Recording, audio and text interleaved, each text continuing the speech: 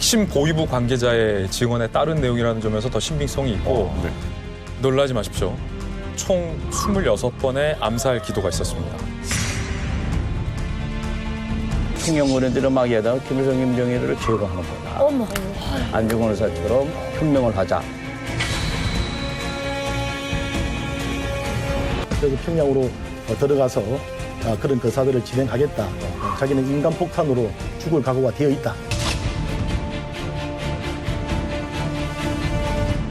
북한 최고 존엄 제거 작전. 와. 김정은을 위협한 충격적인 사건을 다뤄보도록 하겠습니다. 김정은 암살은 우리도 좀 궁금하잖아요. 근데 그 시도가 진짜 가능한 일인가요? 놀라지 마십시오.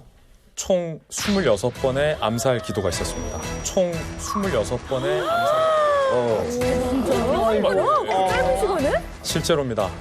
할아버지 김일성 시대에는 암살 기도가 총 9차례 있었고요. 아버지 김정일 시대에는 총 14차례가 있었습니다. 점점 많아지는구나. 점점 많아져요, 진짜. 표면적으로 보고되고 드러나지 않은 암살 기도까지 치면 더 많을 것으로 생각이 되고요. 네. 핵심 보위부 관계자의 증언에 따른 내용이라는 점에서 더 신빙성이 있고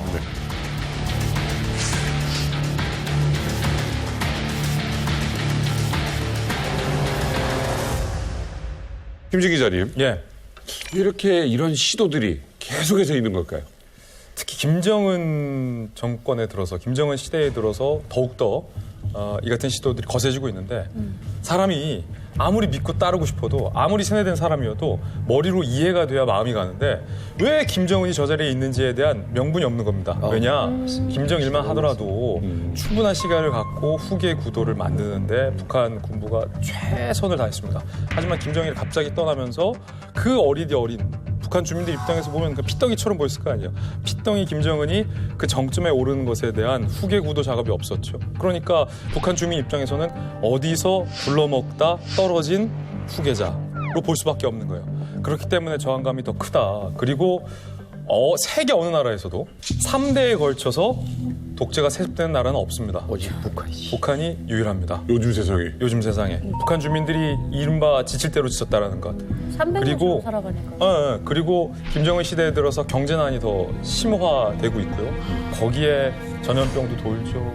가뭄이 있죠. 태풍 있죠. 물난리 나죠. 네. 악재는 악재대로 다 겹치다 보니까 복합적으로 김정은에 대한 저항감이 필연적으로 더 올라갈 수밖에 없다. 지금 북한 주민들의 이제 의식 상태는 김일성, 김정일, 김정은 이 세습 체제를 이제 거쳐가면서 김일성은 그나마 명분과 업적이 있었어요. 항일도 했고 인민이 지상낙원을 건설한다 해가지고 열심히 일도 했고 반면에 김정일 아들이죠.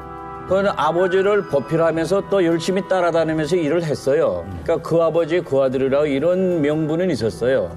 지금 김정은에는 아무것도 없는 거예요. 국제적인 역량도 없고 아버지의 도움도 없고 할아버지 도움도 없고 그러니까 지금 아주 독립적인 상태에서 서 있기 때문에 북한 주민들이 보기에는 너나 나나 비슷하지 뭐 너는 그냥 부모 잘 만난 거고 나는 그냥 너 할아버지 아버지 때문에 우리 부모만 죽도록 고생했고 내 신세가 yo망욕거리니까 뭐 같은 이런 그 평균 의식이 있는 거예요. 판단하니까 트럼프랑 관계도 이렇게 그렇죠. 깨져버렸고. 그렇기 때문에 그것을 개선하기 위해서는 새로운 신격화를 만들어야 되는 겁니다. 그래서 요새 박수당 막 열심히 쳐야 되고 경건한 마음 그 정책이 바로 그래서 이루어지는 거죠. 위대한 태양을 우러러 천만 심장이 폭풍 같은 환호성타조입니다. 그렇다면 위험을 무릅쓰고 김정은을 제거하려는 세력들은 어떤 사람들일까요? 세 가지 부류가 있어요. 우선 첫째로 가문에 이제 서로 형제간에 이제 경쟁이 있거나 권력 투쟁이 있을 수 있고, 두 번째는 측근들 서로 그 충성 경쟁하다가 밀리고 억한 감정이 있고 하는 과정에 억한 감정 생기면은 정의로워진다는 거거든요. 벌써 그 통치자에 대해서. 그러니까 그러면 가장 중요한 것이 불특정 인물들인 거예요. 이자 같이 그런 분들 지금 특히 나 같은 사람들 이거는 어디서 언제 어느 순간에 어느 행사에서 터질지 모르는 거예요. 그게 제일 무서워요. 이게 굉장히 주목해야 할 점이 하나 있습니다. 그러니까 김일성 시대 때 주로 이런 반여 그들의 입장에서 혹은 암살 시도, 모의, 전복, 혁명, 평양 중심의 권력 중심부에서 이런 시도들이 있었습니다. 그런데 김정일 시대에 들어서는 숙청이 됐거나 추방이 된 간부의 가족들, 그러다 보니까 앞서서는 평양 중심이었다면 이번에는 추방이 됐으니까 네. 숙청이 됐으니까 지방에서 중심적으로 이런 혁명 모의가 있었습니다. 네. 그런데 중요한 건 김정은 시대에 들어서는 그 경계가 사라졌다는 거예요. 중심부에서도 주변부에서도 평양에서도 지방에서도 하다못해 정말로 하급 인민군 병사 차원에서도 못 살겠다 엎어보자라는 이 같은 혁명 기도가 복합적으로 일어나고 있다. 앞으로 더 할 거예요. 제가 봤을 때는 처음에 김정은 정권 초기에는 김정은이 나름 되게 프리한 모습을 많이 보여줬어요. 그래서 그때도 너무 놀랐던 게 억류아동병원에도 예고 없이 막 와서 사람들 이렇게 만나주고 그 자리에서 지나가는 사람 막 이렇게 불러가지고 사진도 찍고 막 애도 안고 막 그랬었거든요.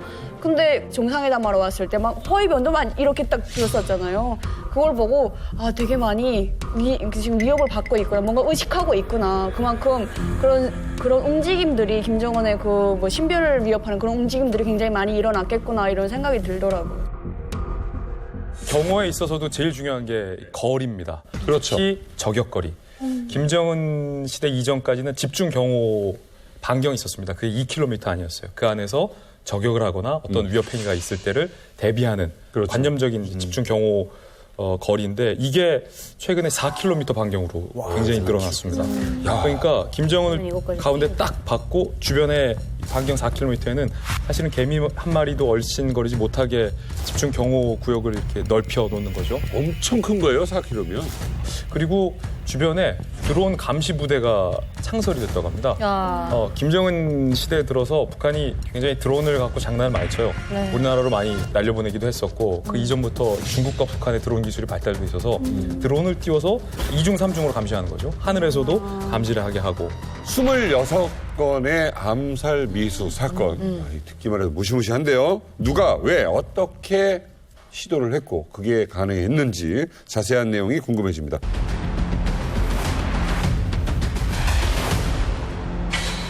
동해에서 발견된 북한 주민의 시체. 2018년 12월 동해에서 우리 해군은 작은 배 한 척을 발견합니다. 이 배에는 상상도 못한 사람이 타고 있었는데 바로 북한 주민 3명과 항구의 시체. 이 배는 곧 북한으로 송환됩니다. 하지만 얼마 후 이들의 정체에 대한 놀라운 추측이 이어집니다. 그들은 사실 김정은의 암살조였다.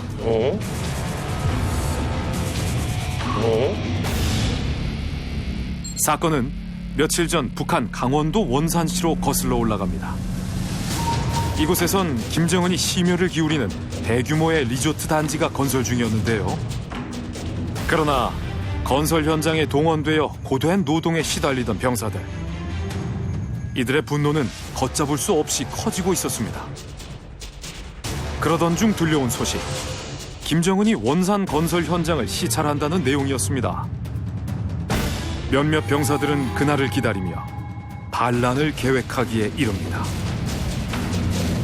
김정은이 현지 시찰을 오는 날 김정은을 암살하고 곧장 배를 타고 일본으로 망명하기로 한 것. 그러나 암살을 모의한 병사들은 붙잡히고 계획은 미수로 그치고 맙니다.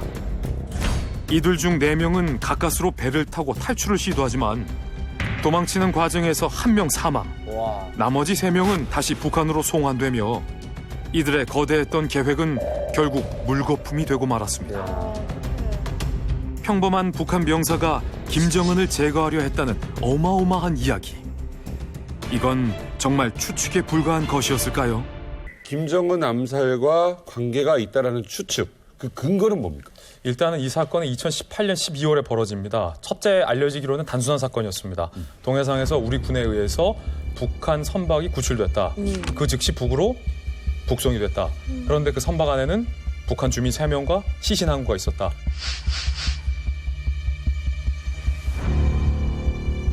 미스테리하지만 뭐 그렇게 특이할 건 없던 사건이었는데 문제는 일본의 주간지인 슈간 겐다이, 우리말로 하면 주간 현대지의 편집위원이 일본의 우리나라로 따지면 합참 의장격인 전직 통합 막료장과의 이 대담 기사를 추후에 써냅니다. 한국 정부의 고위 관계자로부터 들었다라면서 네. 당시에 저 북한 병사 3명이 일본으로 망명 중이었고 저들은 앞서 말했던 것처럼 갈마지구에서 고된 고역을 이기지 못하고 김정은을 암살하려고 모의했다가 급히 탈출을 하던 암살 모의자였다라고 합니다. 그런데 중요한 건 공교롭게도 이 2018년 12월 20일에 무슨 일이 있었는지 제가 다시 그때 사건을 되돌려 봤거든요. 한국과 일본의 중간 해역에서 우리나라 광개토 대항함과 그다음에 일본의 초계기가 대립을 하는 초유의 사건이 펼쳐집니다. 너무 가깝게 날았던 문제. 기억납니다.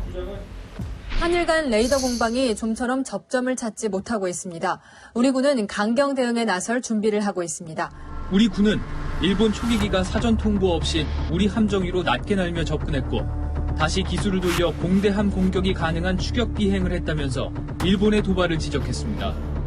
또 함정 뱃머리를 가로지르며 위협 비행을 했다는 점도 강조했습니다.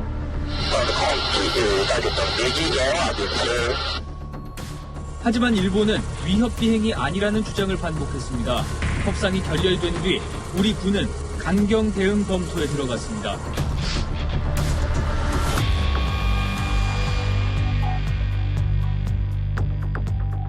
우리 측 주장은 일본의 해상 초계기가 저고도로 비행을 해서 우리 측을 위협했다.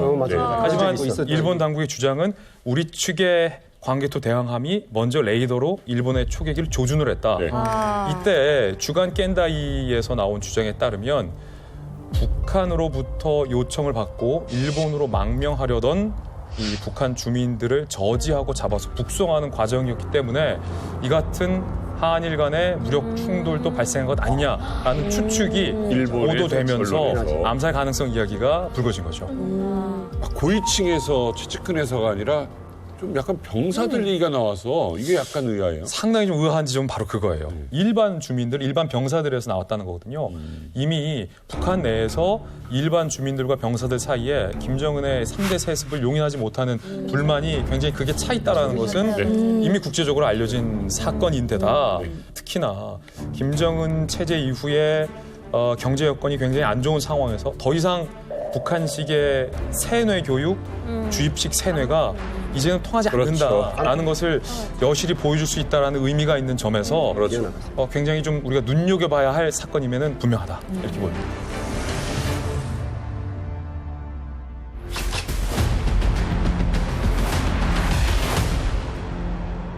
김정은 암살 미스터리 두 번째.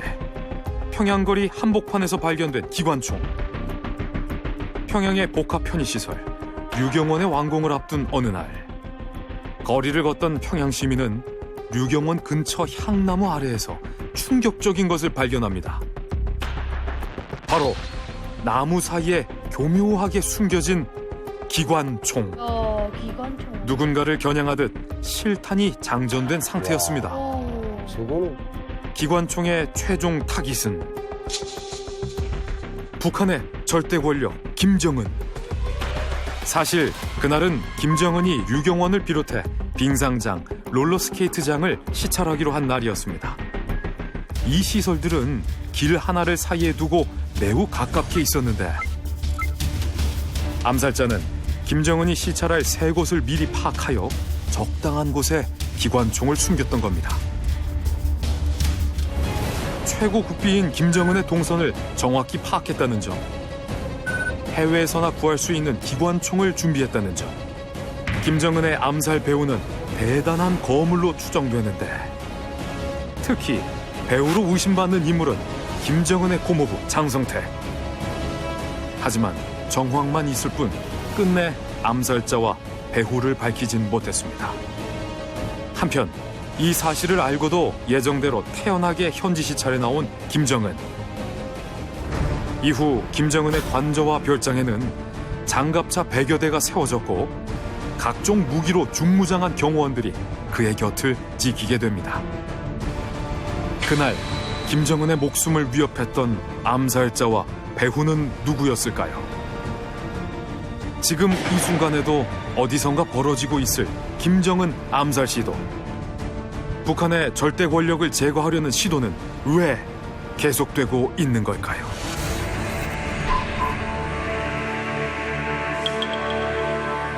듣고 보면서도 지금 완전히 대단히 깜놀입니다, 지금. 아이, 저게 상상도 못 합니다. 우리 군사복무 때는 아예 꿈도 못 끼던 예, 이 상황인데 인민군대 평양시 구분대에는 실탄 자체를 논아 안 줍니다. 네. 다 공탄만 주지. 저 장군님 보위 때문에 실탄 자체를 안 줍니다.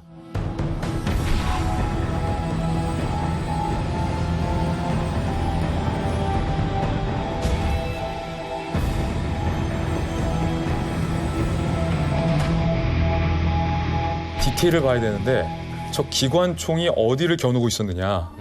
아, 방향. 김정은의 동선을 겨누고 있었다. 그리고 탄력을 받을 수 있는 게 이 주장에 장전이 돼 있었다. 사람은 없었는데 북한 내에서 완벽하게 전 세계에서 군비 통제가 철저하게 이루어지고 있는 북한에, 그것도 평양에서 장전된 채로 김정은의 극비리의 동선을 겨누고 있었다라는 것은 일반 정보를 알 수 있는 사람 선에선 할 수 없는 일이다. 즉 최고 권력에 준하는 정보를 갖고 있는 사람이 배후에 있어야만 가능하다라는 것. 그리고 또 한 가지는 그 건설 현장, 김정은이 시찰하기로 한 건설 현장은 장성택 휘하의 군이 건설을 주도했던 지역이었습니다. 기관총이 발견됐다, 장전돼 있었다, 김정은의 동선이 리크됐다, 누출됐다. 거기에 그 공사 지역은 장성택 휘하의 지역이었다라는 것이 아마도 그 배후에 장성택이 있었던 건 아니냐라는 합리적인 추론으로 이어지는 건데, 이 사건은 북한 내에서 쉬쉬했습니다. 그리고 한국을 포함한 국제사회에도 알려지지 않았습니다. 그런데 김일성 종합대학을 나온 동아일보의 탈북 출신의 기자가 북한 내부에 있는 은밀한 취재원을 통해서 구체적으로 확인해 준 내용입니다. 그 사건 때문에 장성택의 입지가 굉장히 좁아졌다는 건 정말 사실일 것 같아요. 독재 사회에서 최고 권력을 제외하고 내가 눈에 가시 같은 정적을 제거하는 가장 효과적인 수단이 뭔지 아세요? 총이나 탱크를 쓸 일 없이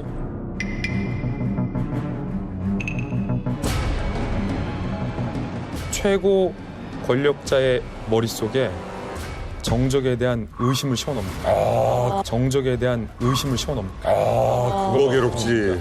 앞에 보세요. 장성택이 했다라는 물증은 단 하나도 없습니다. 그러게요. 다만 정황이 장성택 휘하의 군이 건설을 하는 곳에 장전된 기관총이 김정은의 동선을 겨누고 있다. 이것은 누가 보더라도 장성택이 했을 법하죠. 김정은은 이 사건 이후로 아마 자기보다 더 커 보였던 고모부에 대한 의심을 처음으로 품었을지 모릅니다. 그런데 놀라운 건 이 직전 해까지 김정은의 공개 시찰을 장성택이 무려 102번 동행합니다. 다 같이 나간 거예요. 102번 동행하고 북한 언론에도 노출이 됐고. 그런데 이 사건 이후에 5월까지 장성택이 13차례만 북한 언론의 모습을 드러냅니다. 분명한 건 이 사건 이후에 장성택의 입지가 좁아졌고, 추측컨대 김정은 마음속에 고모부를 향한 의심은 이 사건으로 분명하게 싹이 텄다. 김정은은 그 이후에 엄청 조심했겠네요. 맞아, 그렇게. 김정은이 이 사건 직후에 굉장히 쫄았습니다. 특히 김정은의 경호 규모가 달라졌는데 못 보던 장갑차가 정말 무더기로 등장을 합니다.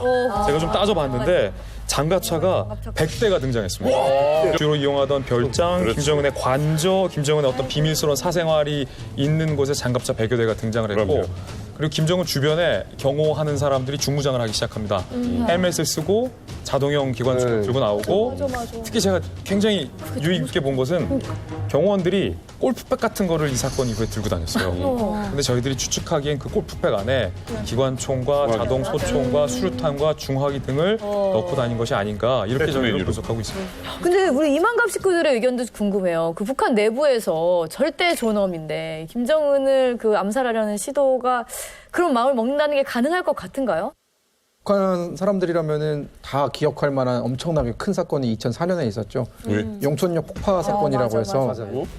북한 용천역에서 최악의 폭발 참사가 났습니다. 지금까지 1,300여 명의 사상자가 난 것으로 확인되고 있지만 피해는 앞으로 더 늘어날 것으로 보입니다. 용천군 보위부 등 공공건물 12곳과 가옥 약 9천여 채가 붕괴 또는 반파되고 용천 역사 주변 500m는 거의 함몰됐으며 피해 범위가 지름 4km에 이르는 등 용천 일대가 완전 폐허로 변했다는 것입니다. 북한 당국이 비상사태를 선포했다는 추측이 제기되는 가운데 현재 용천 일대는 구출 작업을 펴고 있는 군인의 일반인의 출입이 통제되고 있으며 지나간 차량은 모두 압수해 사고 현장으로 투입하고 있다고 목격자들은 전하고 있습니다. 그 역이 통째로 폭파가 된 거예요. 시간 영재 맞춰서. 얼마나 큰 폭발이었냐면은 역만 폭파된 게 아니라 역 근처에 뭐 초등학교, 뭐 공장 다 날아가가지고 마치 그 위성 그 공중 사진이 마치 정말 핵폭탄을 맞은 것처럼 피해가 어마어마해요. 2004년에? 네. 2004년에 있었어요.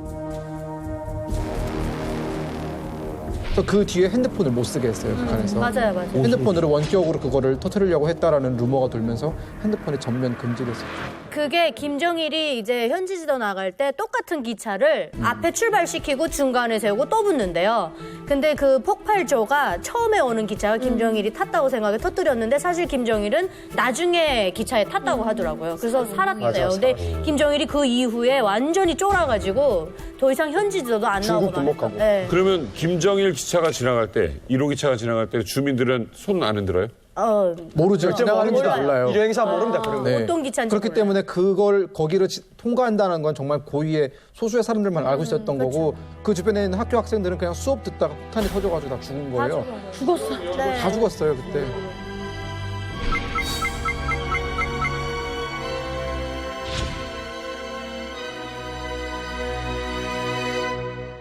김정은의 몰락을 바라는 그 세력들이 네. 뭐 내부뿐만은 아니잖아요. 맞아. 김정은 참수작전이라고 다들 들어보셨죠? 핵과 미사일 도발로 국제사회를 비웃고 있는 김정은. 그를 두고 한미 군 당국은 참수작전 카드를 준비하고 있습니다. 김정은을 콕 집어 제거하겠다는 구상인데요. 과연 어떤 방법이 있는 걸까요? 참수작전은 북한의 주요 지휘부, 그러니까 김정은을 직접 겨누는 작전입니다. 김정은이 가장 두려워하는 작전 개념으로 알려져 있습니다. 실제로 미군이 오사마 빈 라덴을 제거했을 때, 핀셋 제거했을 때 참수작전을 하는 겁니다. 제목이 바로 그렇게 그거죠. 있습니다. 한국군과 미군에도 이 참수작전에 대한 다양한 시나리오가 마련되어 있습니다. 작계상. 유사시에 북한 지도부가, 김정뿐만 아니라 북한 지도부가 은신하는 루트를 식별해서 봉쇄하고 통제하고 핀셋으로 제거한다. 효율적으로. 그리고 다시 돌아온다. 퇴각한다라는 작전이 있고 유명한 일화가 있습니다. 2018년에 당시 미국의 CIA 국장이었던 폼페이오 국장이 평양을 갑니다. 그래서 김정은을 만나요. 그러니까 북한 김정은 입장에서는 pom페이오 CIA 국장을 만나는 자리니까 얼마나 껄끄럽겠어요. 그때 대뜸 김정은이 폼페이오를 보자마자 CIA 국장이잖아요. 이렇게 물었다라고 일화가 납니다. 정말로 미국이 나를 암살하려 하는가? 그러자 폼페이오 국장이 악수하면서 농담조로 뼈있는 농담을 건네요. 지금 이 순간에도 암살을 시도 중이다. 와. 아, 무서워. 유사시라는 게 정말 전쟁 시나리오인 거잖아요. 그럼요. 예. 이거 어떻게 보면 전쟁 시나리오일 뿐이 아닌가. 실제로 그건 계획이 아니지 않나. 이미 김정은이 가장 무서워하는 무기가 있습니다. 뭐야? 바로 스텔스기. 아, 레이더에 잡히지 않는 스텔스기인데 그래서 우리나라가 F-35의 로키드 마틴 스텔스기를 도입하게 결정이 된 거죠. F-35는 100% 스텔스가 강점입니다. 현존 최강의 전투기인 F-22 래퍼의 스텔스 기능을 그대로 옮겼습니다.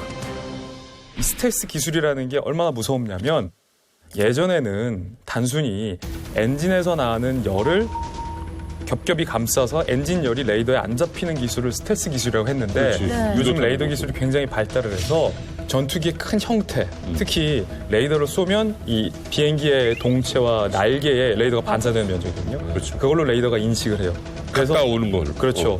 요즘 스텔스기가 요건을 갖추려면 엔진 열을 최소화하고 동체랑 이 날개 밑바닥에 특수 도료를 칠해서 레이더 신호를 반사시켜 버립니다. 그래서 실제로 레이더에는 아주 작은 구름이나 새 한 마리 정도로만 표시가 돼요. 그렇기 때문에 이게 전투기인지 모르는 거죠. 그러면 이 스텔스기를 어떻게 참수작전 때 활용할까? 간단합니다. 보통 공군의 작전은 여러 편대가 함께 비행을 해서 들어가는데 스텔스기 한 대만 DMZ를 넘어서 김정은의 주석궁이나 김정은의 집무실 탁 폭파시키고 스텔스기를 돌아오면 되는 거죠. 김정은 입장에서는 당장 오늘 밤에도 자기가 제거될 수 있는 거예요. 북한의 김정은을 위협하는 것은 최첨단 무기에 의한 비밀 작전뿐이 아닙니다. 바로 놀라운 영상을 공개합니다.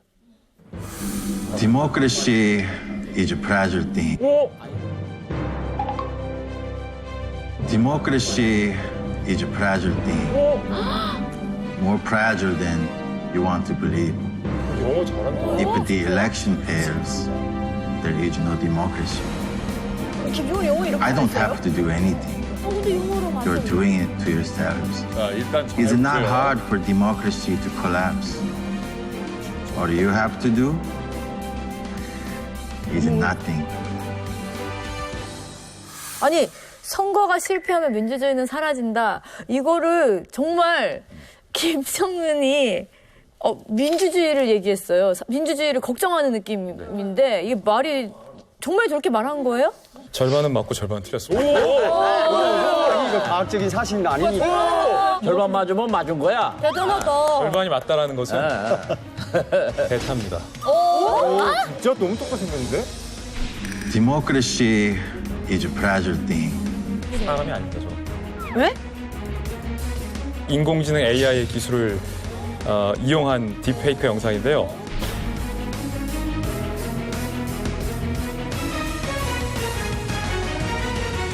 네, 진짜 똑같은데요? 인공지능이 사람의 목소리와 사람의 어떤 감정, 그다음에 아까 입꼬리, 근육, 말투, 어떤 이 쪽까지 학습을 합니다. AI는 짧은 시간에 굉장히 많은 양을 학습할 수 있는 기술이기 때문에 어차피 지금 영상 합성 기술은 발전이 돼 있거든요. 근데 거기에 AI를 접목해서 고도의 가짜 영상을 합성을 해서 만들어내는 거죠. 저는 아까 그 웃는 표정을 봤거든요. 왜냐면 얼굴에 있는 근육 중에서 근육이 많이 움직일 때가 화났을 때도 아니고 울 때도 아니고 사람이 웃을 때. 맞아요. 그거를 완벽하게 구현했다는 게 굉장히 놀라운 거죠.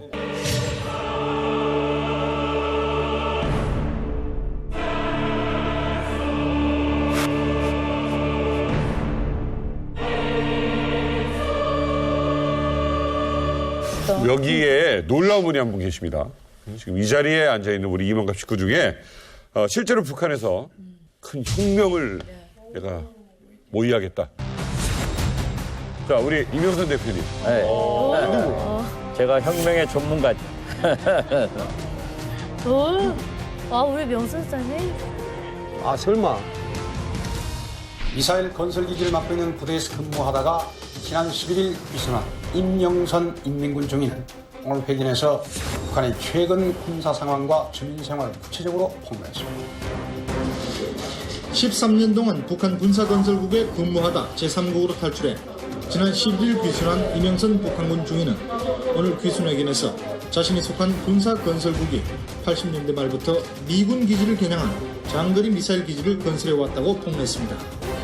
저기 그 장도 중강 그 일대에 우리 지금 한 개 료단이 사례단 그 길이 가서 지금 비밀리에 미사일 기지를 건설하고 있습니다. 내가 데리고있던 그 하사관이 이제 어디 가가지고 소련에서 그 발간한 막스 레닌주의 그 정치경제 이런 책을 하나 가져더라고요. 그걸 이렇게 보니까 아니 이게 북한이 이게 뭐 사회주의도 아니고 봉건국가인 거예요. 이게 지금 다들 모르게 김일성이 비난하고 김정일 비난하고 당 정책 비난하게 되고 이것이 자연의 결사가 만들어진 겁니다. 이것이.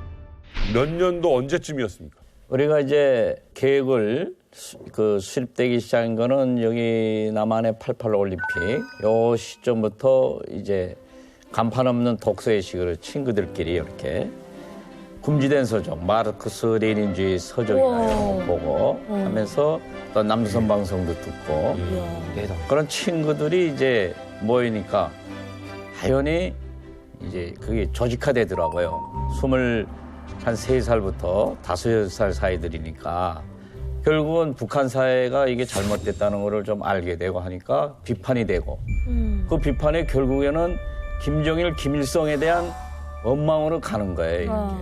청년군인들이. 그러다가 89년도, 90년도에 김일성 교시가 95년도까지 통일을 못하면 나는 통일을 못 본다. 그 귀신이 같아요. 그러게. 94년도에 그 소거했거든요. 예, 예. 그러니까 이제 그때 김정일 위원장이나 뭐 어진호 무력부 여기서는 빨리 이거 우리가 전쟁을 할 수 있는지 검토를 하자 해가지고 맞아. 그때 그런 얘기. 전쟁 분위기로 막 넘어간 거예요. 아, 좀 과격한 발언과 교시가 있었겠네요. 그렇죠. 그러니까 근데 우리 부대는 되게 전략 미사일 기지나 탄도나 이런 것을 시설하는 부대거든요. 비밀리에. 그러니까 우리 부대 쪽으로 빨리 시설을 완성하고 지하 발사장이라든가 지하 비행장 시설을 빨리 완성하라 해가지고 이제 그 알고 우리 청년군인들이 야 이거 전쟁 터지겠구나. 우리 90년도 군대에 나갔을 때 통일병사라고 그때 들끓었습니다. 그렇지. 예, 수령님 맷돌 때 통일을 선물한다라고 맞아, 그때 맞아. 말이 돌았거든요. 전쟁. 예, 그렇죠. 통일해서. 그러니까 이제 우리는 남북한의 이제 병력 배치를 아니까 일주일이면 다 초토하다 이거는. 그렇 부실내게 하면 방법이 뭐냐 하는 쪽으로 이제 청년군인들은 막 얘기하다가 김일성 김정일을 제거하는 거야. 어머. 김일성 김정일을 제거하는 거야. 어머. 안중근 의사처럼 우리도 혁명을 하자. 와. 이쪽으로 이제 몰아가는 거예요. 조직화되니까 야 이게 해서 또 어떤 친구는 또 그 아이디어도 내고 조직 이름을 달자 해가지고 고국항쟁위원회라는 이름이 달리고 그다음에 김일성이를 저거를 제거해야 된다 하는 결론이 생기니까 이건 누구도 알면 안 된다. 그러니까 또 최고위원회고 7명만 알아야 된다 하니까 그 7명이 딱 이제 규합이 되더라고요. 야, 그러니까 비밀을 딱 나눌 수 있는 건 7명의 수뇌부. 그렇죠. 예. 그런 찰나에 그 우리 친구가 김일성 허위 총국에서 그 경호부대에서 근무하던 친구를 데리고 온 거예요. 우리는 거기에 대한 전문 지식이 없으니까. 그러면서 이제 91년 9월 23일 그 추석날이죠, 그날이.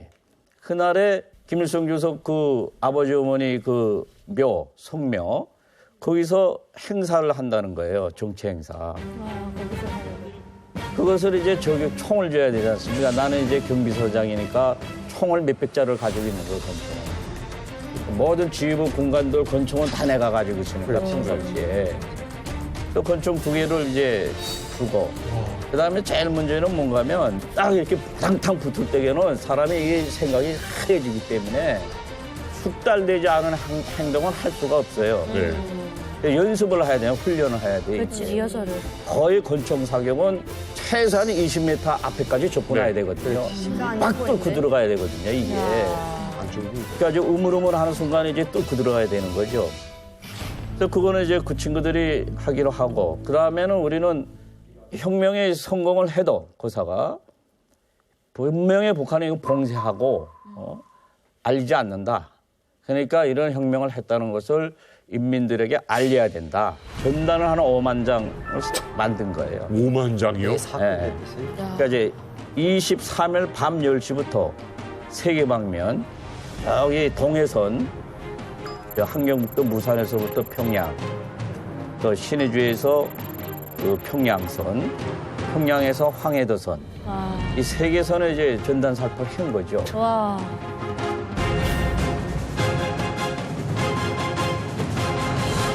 당시 이제 만들어서 배포했던 삐라 내용을 저희가 복원을 했습니다. 저 뭐야? 삐라 내용을 저희가 복원을 했습니다.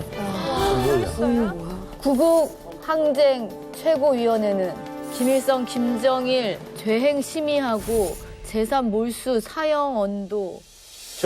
그 전단은 내가 여기 남한의 서울에 오니까 우리 안기부의 세장에 와 있더라고. 우리 안기부의 세장에 와 있더라고. 아니란 말이죠. 그 안기부에서 그걸 보여줘가지고 내가 카피한 거예요. 우와. 필적 감정 피하려고 이제 친구들 얘기하듯이 각자 왼손으로 왼손으로 그걸 이 자동차 타이어 튜브 그 꼬매에다가 새긴 거예요. 그래서 여기 이렇게 하얀색 구멍 이렇게 있는 게 다 고무에 있는 그거 울퉁불퉁하니까 그렇죠. 이런 이렇게 인간보상 찍는 거죠. 그것도 그 한 사람이 쭉 새기면은 그거 알리기 때문에 내가 쓴 것이 김자하고 또 일자하고 제일 못 쓴 글씨가 내가 쓴 거예요. 한 5 숫자는 내가 쓴 거예요, 그게.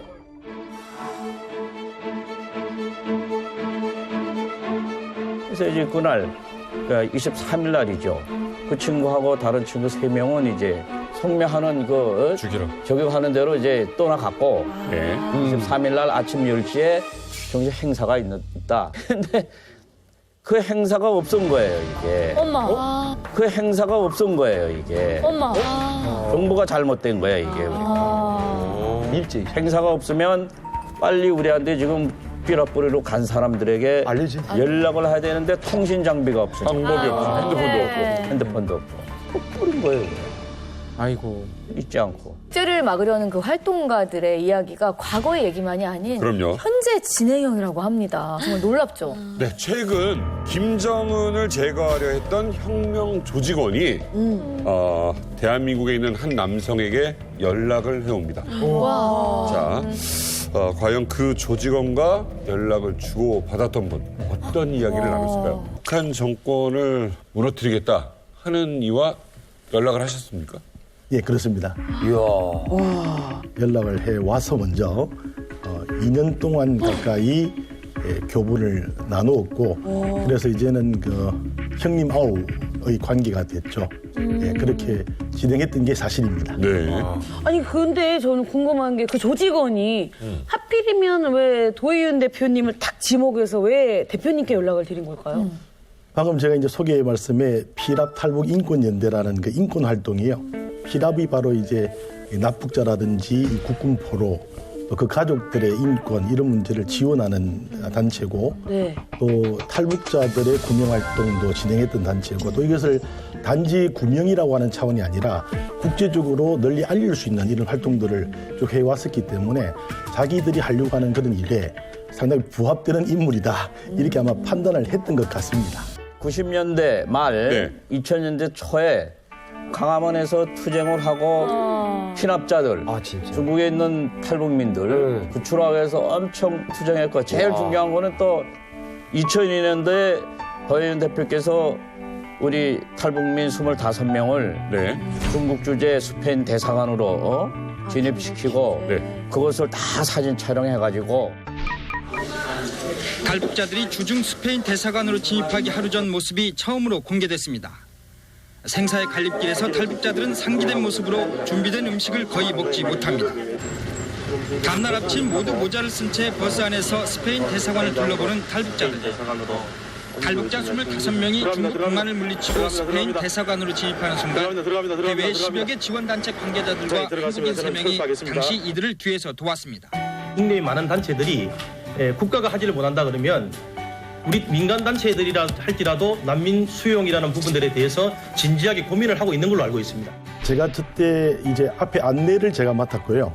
우리 탈북인들이 이제 스페인 대사관이 어떻게 생긴 줄을 잘 모르고 국기도 모르는 상황이니까 제가 앞에서 손깃으로 여기가 스페인 대사관이다 하고 들어가는 부분을 제가 비디오로 다 촬영을 했고. 근데 저 궁금한 게 지금 그러니까 중국에 있는 스페인 대사관에 지금 들어가는 거잖아요. 그렇죠. 저 경비원은 어느 쪽 사람인 거예요? 왜 이렇게 뜯어 말리는 거예요 지금? 저 공안이죠. 중국 군인이죠, 저거 지금. 자기들도 이제 저게 너무 당황스러우니까. 그렇지. 이 사람 잡으려다 놓치고 저 사람 잡으려다 놓쳐서 한꺼번에 들어가. 25명을 다 놓쳐서 25명 무사히. 만약에 그 전에 이제 저런 사건들이 있었다 그러면 경계를 완벽하게 했겠죠. 근데 왜 다 지금 모자도 쓰고 옷도 조금 기존에 다른 옷으로 관광객으로 위장했던 옷들이기 때문에 아마 중국 공안으로서도 상당히 놀라웠을 겁니다. 사실 이 사건은 스페인 대사관을 왜 택했냐. 유엔의 순번제 의장국이 스페인이었습니다. 그럼 이 문제를 최소한 일주일 내지는 어느 정도 시간을 끌게 되면 유엔에서 충분하게 중국 당국이 국제법을 위반하고 있다고 하는 문제점의 대결점을 확실하게 만들 수가 있었어요. 그런데 이 내용을 중국 당국이 영리하게도 알아차린 거죠. 그래서 3일 만에 이들을 필리핀으로 추방시켜버립니다. 그래서 저희들이 애초에 계획했던 이 문제를 좀 더 장기화하면서 중국 당국의 국제법 위반을 국제사회의 대결 구도, 이게 조금은 실패한 거죠.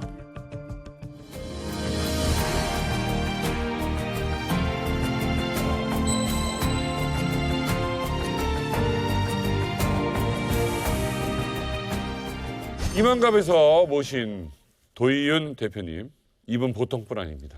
김정일 위원장을 고소하신 분입니다. 김정일 위원장을 고소하신 분입니다. 어디다가? 그거 가능해요? 뭐예요? 진짜로요? 고소했다고요? 진짜요? 도대체 와, 김정일. 김정일 고소라니요? 예. 2009년도에 저희가 진행했던 일이고요. 그때 당시도 수많은 고통받았던 우리 탈북 형제들의 인권 문제, 이런 반인도 범죄를 다 취합을 해서 저희들이 이 내용을 국제형사재판소에 다시 말해서 국제적 사법장치로 북한 당국을 압박해야 된다. 이런 분위기가 있었습니다. 또 그리고 러시아 불목공으로 나와 있던 우리 탈북 형제, 또 다리 절단된 우리 탈북 형제 이런 분들을 모시고 네덜란드 헤이그에 있는 ICC 본부에 제가 직접 가서 국제형사재판소에 고소장을 제출했는데 ICC가 아무나 고발한다고 받아주지 않습니다. 네. 그래서 그것은 저희들의 어떤 노력과 또 나름대로 국제사회의 공분과 이게 맞추어져 가지고 예비조사 단계까지 돌입이 됐었죠. 예비조사 단계.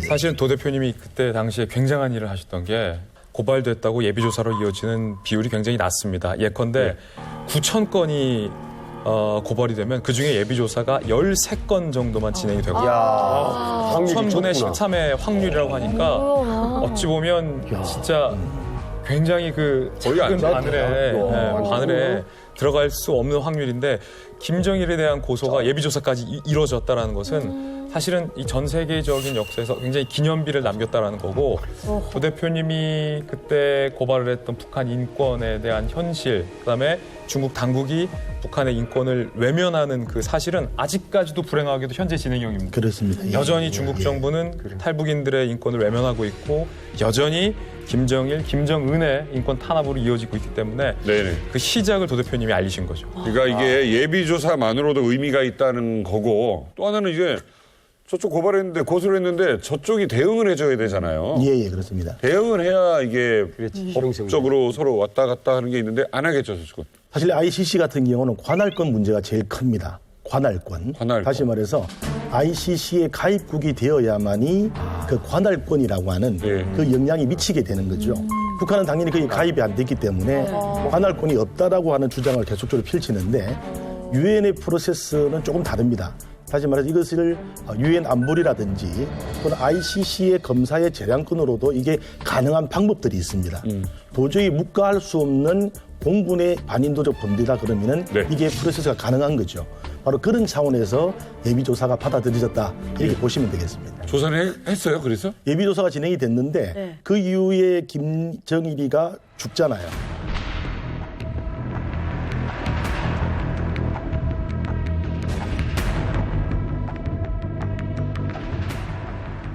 자, 김정은을 제거하려 했던 북한의 혁명 조직원이 대한민국의 한 남성에게 비밀리에 접촉을 시도합니다. 첫 연락 어떻게 왔습니까? 사실 그 친구가 저희들에게 저희 단체로 전화를 걸어왔습니다. 전화요? 예. 저는 뭐 전화 걸어오는 예가 한두 번이 아닙니다. 북한 사람들이 저에게 많이 전화가 오죠. 특히 그때는 2014년 중반으로 기억이 되는데요. 제가 사무실이 없을 때입니다. 사무실이 없을 때 전화가 왔고 그 연락처를 토대로 해서 이제 전화를 할 때도 있고 안 할 때도 있고 좀 수상하다 이래 보면 전화를 안 할 수도 있는 거죠. 이상하게 전화가 하고 싶더라고요. 그리고 또 찍혀져 있는 외국 전화번호가 조금 남달랐고 그래서 제가 전화를 하고 싶어서 전화를 일단 그 시간 좀 늦은 시간대에 전화를 해서 제가 이제 통화를 했죠. 저 도의원 대표라고 합니다. 저한테 연락하신 분이시죠? 이렇게 제가 물었습니다. 물으니까 제가 전화했던 사람입니다. 저는 오랫동안 도의원 대표를 잘 알고 있습니다. 이제 북한말로 했는데 제가 북한말을 좀 서툴러서 그렇게 했는데 사실 그때는 이제 잘 알고 있다는 건 두 가지거든요. 보이부 요원처럼 저놈을 어떻게 해볼까 하고 감시하는 그런 사람일 수 있는 거고 아니면 실질적으로 저의 도움이 필요한 사람이 있는 거고 그렇게 되는 거죠. 그 소통을 통해서 이제 신뢰도 구축하고 얼마 지나지 않아서는 형님 아우 저보다 나이가 한 서너 살 어립니다. 형님 아우로 지내는 그런 신뢰적인 관계가 구축이 됐죠. 근데 그분의 좀 정체가 궁금해요.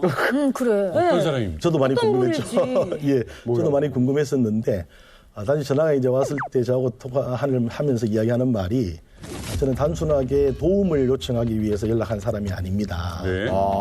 저는 무슨 일을 하고 싶은 사람입니다.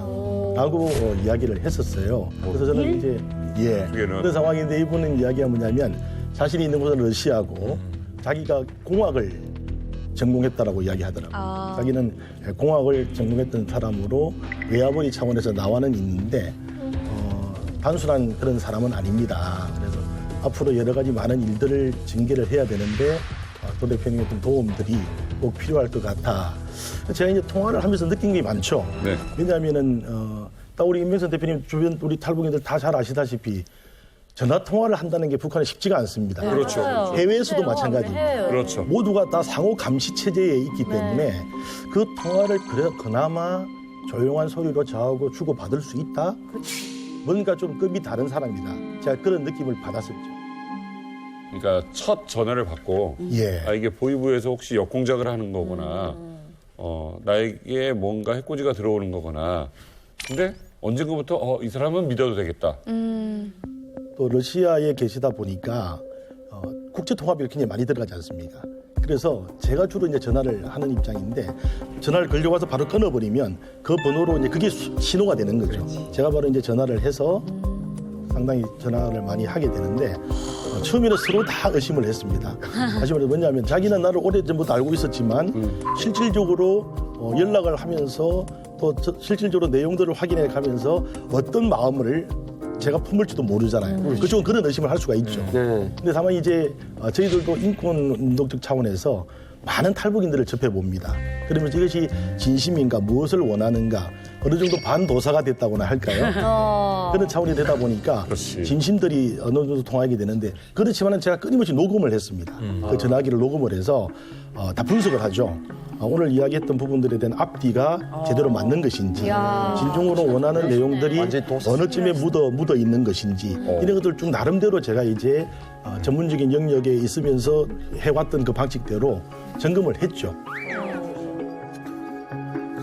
근데 저 궁금한 게 그 분이 북한이 아닌 러시아에 있다고 해도 북한 사람이 이렇게 남한 사람이랑 통화를 이렇게 자주 하는 게 굉장히 위험하지 않나요? 맞아, 그렇죠. 아주 위험하죠. 또 저도 그 위험한 걸 알고 있습니다. 러시아도 나름대로 위험하지 않냐 이렇게 이야기하면 그 친구가 이렇게 표현을 해요. 형님 뭐 100% 도청됩니다. 100%. 사회주의라고 하는 그런 그 공산 체제를 경험했던 사회고 지금도 이제 그런 것들은 기본적으로 권력기구로 유지가 되고 있거든요. 그래서 저희들이 이제 어쨌든 전화 통화가 비용도 비용이고 또 도청의 문제도 있고 여러 가지 또 어려움이 많이 있어서 제가 이제 하나 아이디어를 떠올렸던 것이 바로 이 SNS 대화입니다. 그래서 제가 쓰고 있던 이 태블릿 PC가 하나 있었는데 그 PC를 우리 아우에게 전달을 해주면 나름대로 좀 이 보안이나 이런 부분들이 잘 지켜지면서 또 보다 더 집중적으로 자기 이야기하고 싶은 부분들을 압축해서 이야기가 될 수 있지 않을까를 생각해서 제가 이게 PC를 전달을 하게 됐죠. 도청 없이 주고받는 이제 메시지들이잖아요. 그렇죠. 훨씬 더 이제 심각하거나 중요한 내용들도 많이 주고받으셨겠네요. 실질적으로 이제 구체적인 이야기를 하자 이렇게 되어 있잖아요. 많은 이야기들이 이제 주고받아졌죠. 자기들이 진짜 무엇을 하고자 하느냐. 북한의 민주주의를 진정으로 자기들은 만들고 싶어 한다. 그런 민주주의는 어떤 민주주의냐. 그리고 인권 탄압의 그런 실상들을 어떻게 하면 국제사회에 알려줄 수 있겠냐. 이 친구는 북한 내부의 직접적인 인권 실상의 목소리를 대표님을 통해서, 형님을 통해서 국제사회에 알리도록 하겠다. 와, 이거 기가 막힌 얘기네요. 그래서,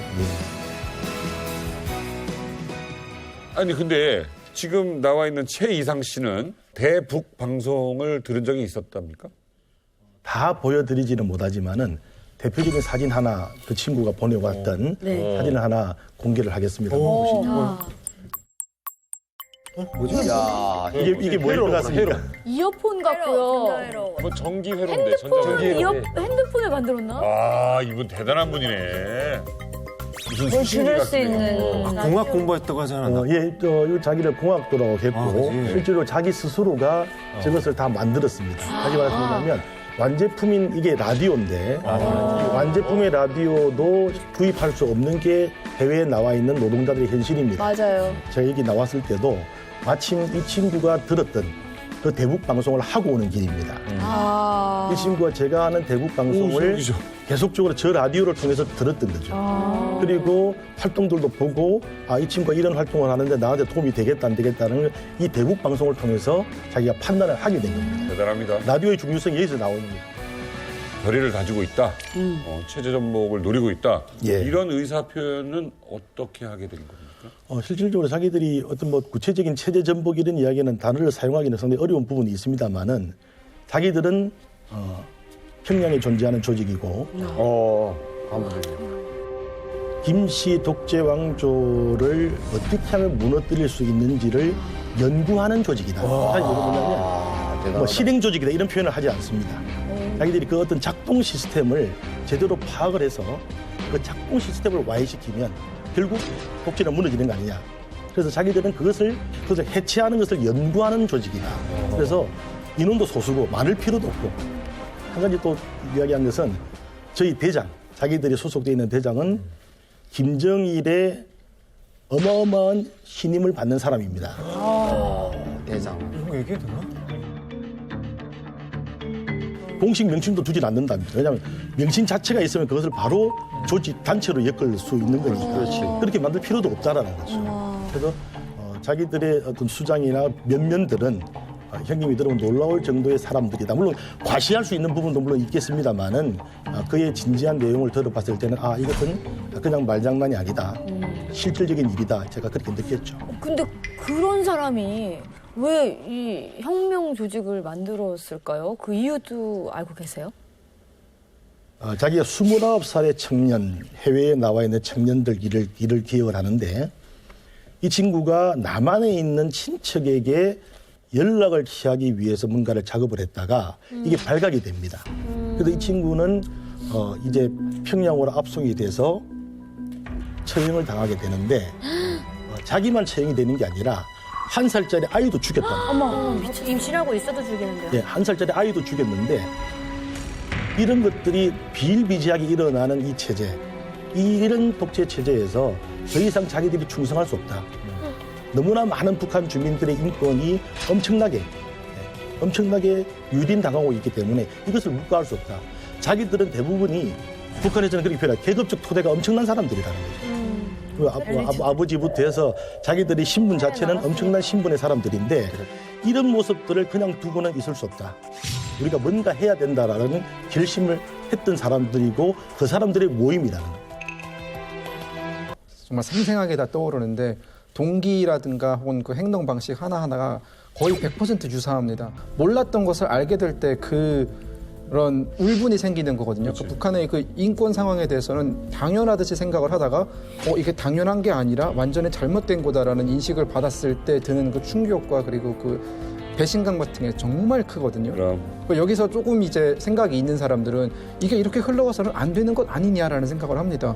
근데 이 생각을 나 혼자 가지고 있는 게 상당히 두렵잖아요. 친구랑 이렇게 찔러보면서 얘기를 해요. 이거 좀 아닌 것 같은데? 라고 하면서 얘기하다 보면은 그 끝에 이제 이거 모든 원인과 책임은 김정일한테 있는 거야. 라고 하면은 그래, 너 오늘부터 나랑 동지야. 이런 식으로 되는 거거든요. 그리고 저희가 그때 그 한국에 계신 어떤 천땡땡 목사님한테 연락을 드리면서 우리가 어떻게 해야 될지 알려달라고 했었는데 그분이 나온 다큐멘터리를 보고 이분한테 우리가 조언을 구하면 되겠다라고 해가지고 연락을 드렸었거든요. 거의 비슷하게 이렇게 흘러가는 거예요, 사실은. 이 본인의 그 하던 일 때문에 요구했던 사항이 있다면?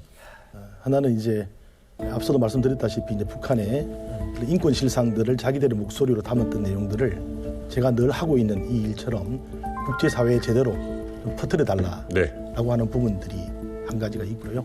또 한 가지는 김일성 이 왕조 신화, 세습 왕조 신화에 대한 그 자료들을 객관적인 자료를 원합니다. 다시 말해서 우리도 비판하기 위해서 팩트에 근거하지 않은 그런 비판 자료들이 많이 있을 수 있잖아요. 그럴 수 있죠. 합리적인 자료여야만이 북한 주민들을 변화시킬 수 있다. 그렇죠. 거짓된 자료는 안 된다. 그러니까 김일성이 권력을 갖게 된 과정도 사실대로 그런 객관적인 자료들을 모아서 보내달라. 자료들을 그분은 어떤 방식으로 어떻게 북한 주민들께 알릴 수 있을까요? 이게 SD 카드 우리는 다 잘 알잖아요.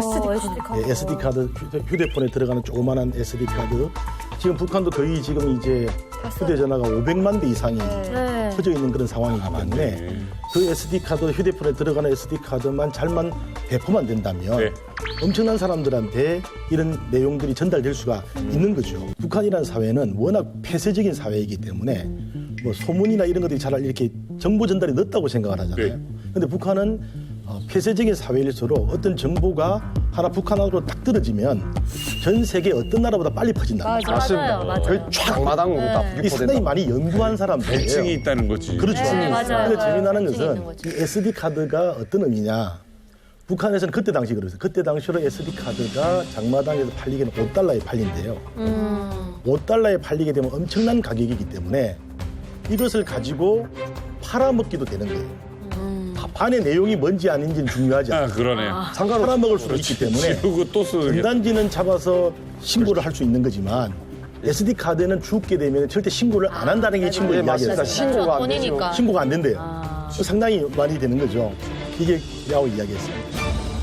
아니, 그런 얘기를 하면서 이렇게 하면 김 씨 일가 이 정권을 무너뜨릴 수 있다 좀 확신을 하던가요? 최희상 그 씨가. 친구는 이 표현이죠. 이렇게 저한테도 이런 이야기를 했습니다. 김일성 신화에 대해서 믿지 않는 사람이 북한에 몇 프로 정도 된다고 생각하십니까? 이렇게 묻길래 제가 최소 뭐 한 5%, 10%는 되겠죠. 이렇게 이야기했죠. 그 친구 이야기는 1%도 안 됩니다. 믿지 않는 게? 믿지 않는 게. 그렇지. 99%는 다 믿고 있다는 아직까지. 다 믿습니다. 네, 다 믿고 있다는 거예요. 우리는 항상 안 믿는 사람하고만 얘기를 해보니까. 우리 어쨌든 깨어있는 탈북인들이 한국에 오셔서 많은 이야기 듣고 있기 때문에 그렇게 보여지지만 실제 북한 내부에서는 거기가 최고의 세상인 줄 알고 살아가는 거죠. 맞아요. 살아가는데 이 친구 이야기는 이 1%를 5%에서 10% 정도만 올리면 북한은 넘어갑니다. 이 5%, 10%를 절대 무시하지 마십시오. 이 SD 카드나 라디오나 이런 것이 이 역할을 합니다. 이런 이야기를 하면서 북한 김정은이가 몇 년 안에 무너질 것 같습니다. 제가 그런 질문도 제가 여론조사 기관에서 많이 받거든요. 저는 그랬죠. 5년 아니고 좀 한 1년 안에라도 무너지면 좋겠다. 그건 내 소망인데 이렇게 이야기하고 또 제가 또 탈북인들을 많이 접하니까 사실 탈북인들 중에는 북한 체제가 절대 무너지지 않는다라고 이야기하는 사람들이 많아요. 꽤 많습니다. 꽤 많이 있거든요. 그래서 이렇게 하면서 제가 이제 이야기하니까 하는 말이 뭐냐면 형님 이 정도 상황이면은 500년 갑니다.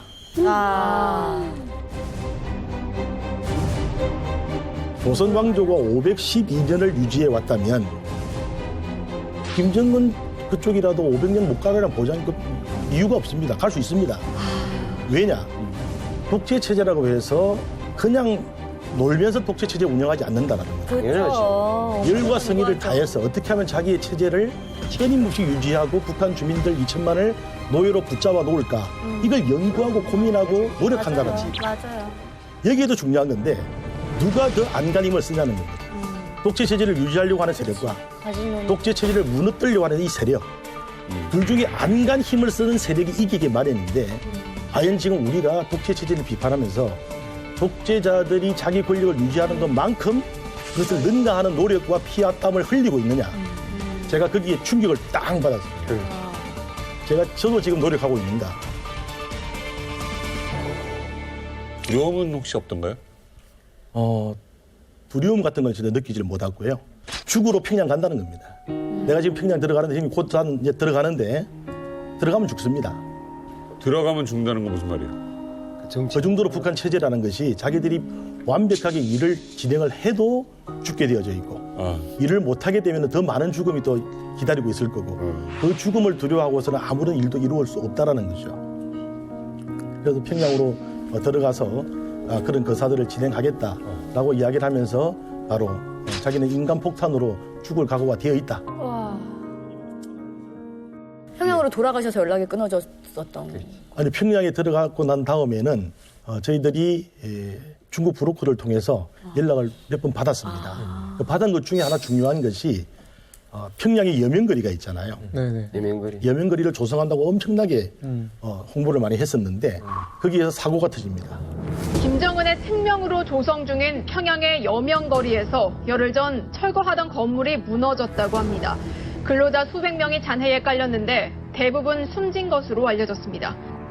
김일성의 생일인 태양절을 닷새 앞둔 지난 10일 평양 금수산 태양궁전에서 영생탑 사이에 김정은의 특별 지시로 조성 중인 일명 여명거리에서 철거 중이던 건물이 갑자기 무너져 내렸습니다. 대북 소식통은 위층 골격이 무너져 내리면서 아래층에서 작업 중이던 인부들이 잔해에 그대로 깔렸다고 전했습니다.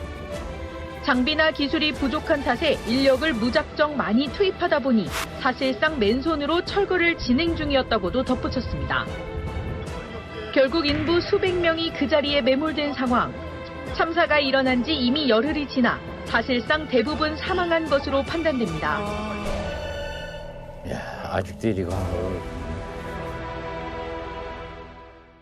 그 사건을 저한테 알려줘 왔습니다. 그래서 그 사건 때에 자기들이 그걸 확인을 하고 사람들이 수백 명이 지금 밑에 묻혀 있는데 그것을 다 그냥 덮어버렸대요. 그 내용을 접하고 이것을 빨리 형님이 국제사회에 좀 알려달라라고 이야기를 해서 이 내용들을 여기에 내용을 제보를 해서 이 내용이 국제적으로 알려지게 됐습니다. 아, 그래서 나온 거.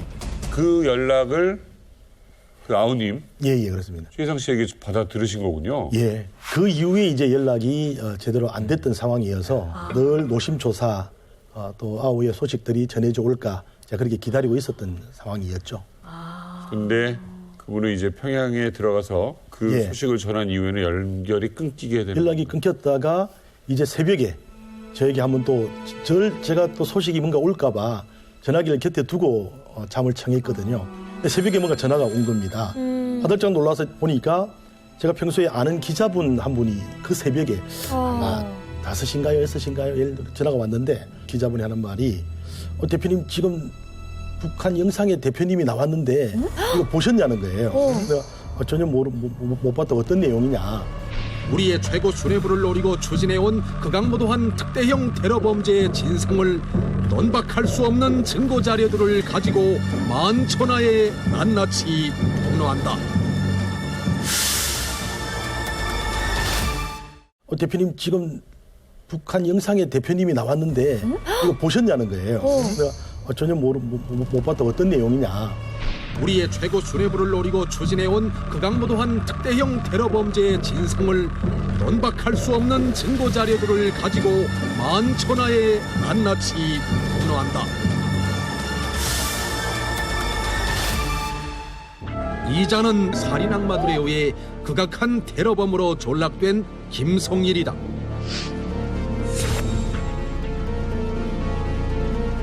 (2014년 6월) 당시 해외에서 노동자로 근무하던 이자에게 피랍 탈북인권연대 대표 도희윤놈을 접근시켜 돈과 물건으로 매수한 다음 교묘하고도 끈질긴 수단과 방법으로 우리의 최고 수뇌부와 사회주의 제도에 대한 적대의식을 불어넣었다. 피랍 탈북인권연대 대표 도희윤놈은 괴뢰 국정원의 끈앞불로서 우리 국민들에 대한 유인 납치를 전업으로 돈벌이를 하는 범죄자이며 수전너이다. 이에 대해 김성일은 이렇게 자백한다. 저는 2014년 6월경 괴뢰 피랍 탈북 인권연대 대표 도희윤이라는 놈을 인터넷상에서 알게 되었으며 그런가 전화상으로 이야기를 나누는 과정에 적들이 반공하고 노략 선전에 서한 언어가 극히 천하무도한 테러 범죄 행위에 가담하게 되었습니다. 다른 사람 아니야? 자기가 그 괴뢰산 삼성 판용 컴퓨터를 한 대 보내주겠으니 거기에 텔레그램이나 카카오톡과 같은 문자 대화 프로그램을 적재하고 아이디 주소를 입력한 다음 친구 초대를 하면 서로 자유롭게 대화를 진행할 수 있는데 자기가 거기에 그 인터넷 상에서 반공하고 모략 자료를 열람할 수 있는 방법을 구체적으로 설명해 주겠다고 하면서 후에 그것을 보내주겠다고 이야기하는 것이었습니다. 김성일놈에게 환영 컴퓨터로 자유아시아 방송을 비롯한 반공화국 모략 방송들과 선전물들을 대대적으로 시청 열람시켰으며 더 쉬운 놈을 통해 세뇌 교육을 유망감이 나오는구나. 더 쉬운 놈을 통해 세뇌 교육을 집요하게 벌려 이자를 극악한 테러범으로 전락시켰다. 이것은 해외 연락 거점 마련을 위해 적들이 2017년 5월 5일 오전 10시 신의주 세관을 통해 들여보낸 설비와 자재들이다.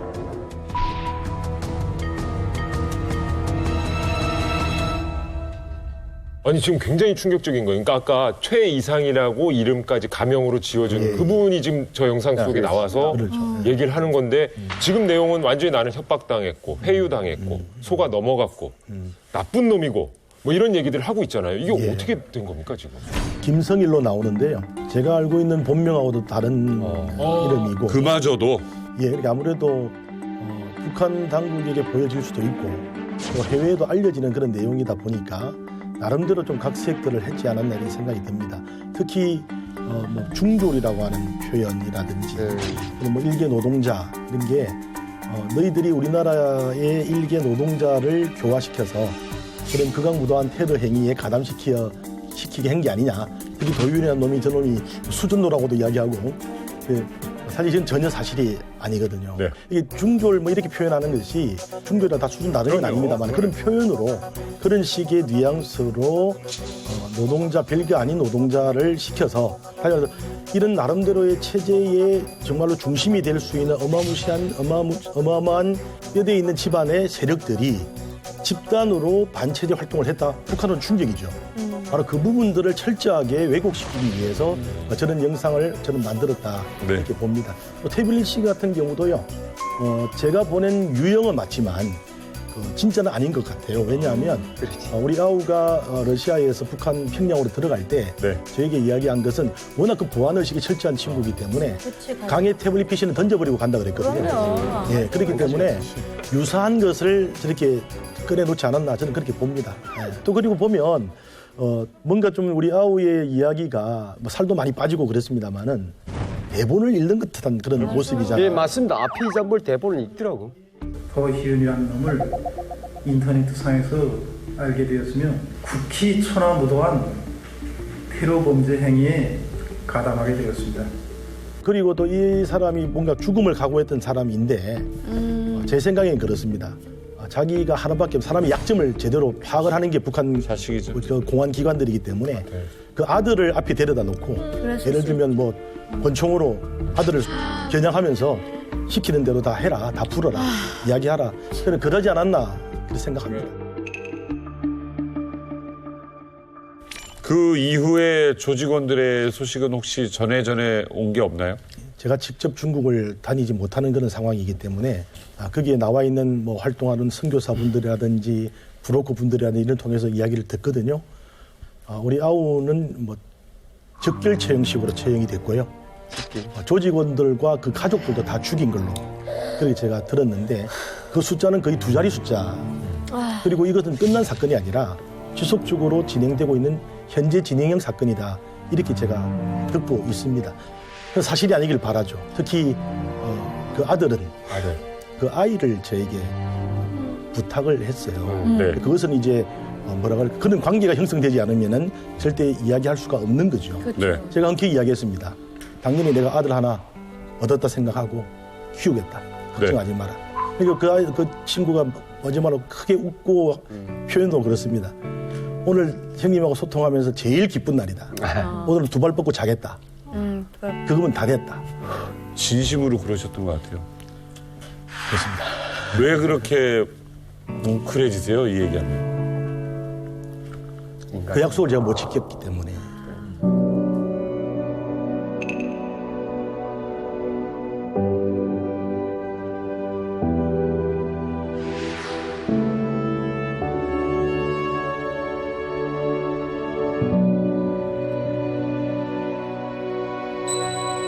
you.